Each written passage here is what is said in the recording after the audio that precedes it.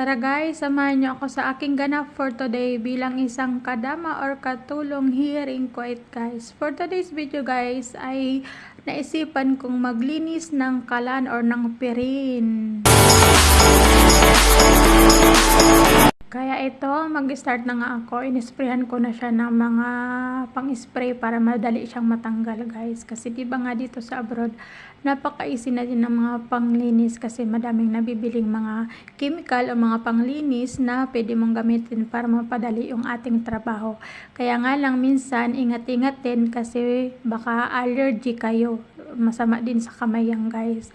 Pero sa akin naman, sa awa ng Diyos ay kahit anong gamitin ko guys ay hindi naman ako hindi naman ako nagkakaroon ng mga allergy sa mga ganyan guys. Siguro nga sobrang kapal lang talaga ng skin ko. Kagaya ng kapal ng pagmumukha ko, charis.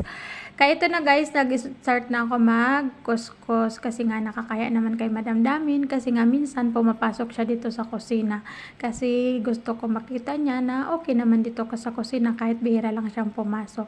At saka guys, kapag mabait ang ating amo, kaya sukliin na din natin siya ng magandang trabaho, diba guys? Kasi pinapasahod naman tayo sa tamang panahon at may day off naman tayo and then libre naman tayo sa pagkain kahit papano guys. Kaya magpasalamat na lang talaga kung anong meron, diba guys?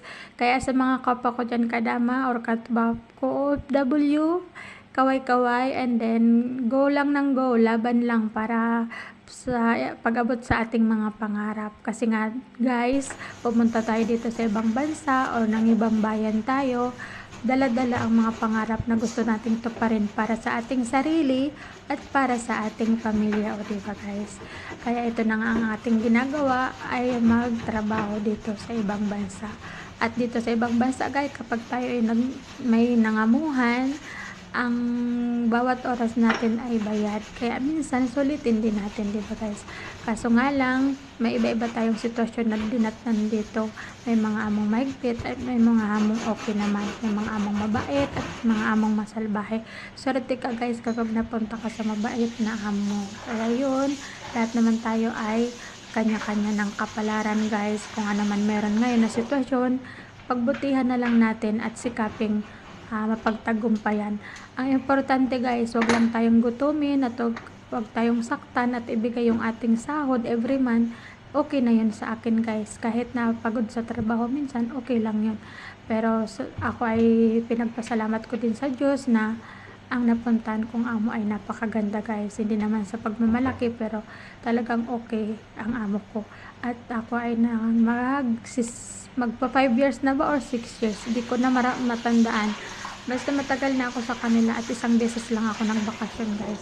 And then plano ko after how many years saka naman ulit magbakasyon para makapag-ipon din kahit papano guys. Kasi guys nga, pag umuwi tayo ng Pilipinas, sobrang napakagastos. Kahit isang sako ng pera yung dala natin, kung gugustuhin isang buwan lang or isang linggo lang, pwedeng ubusin.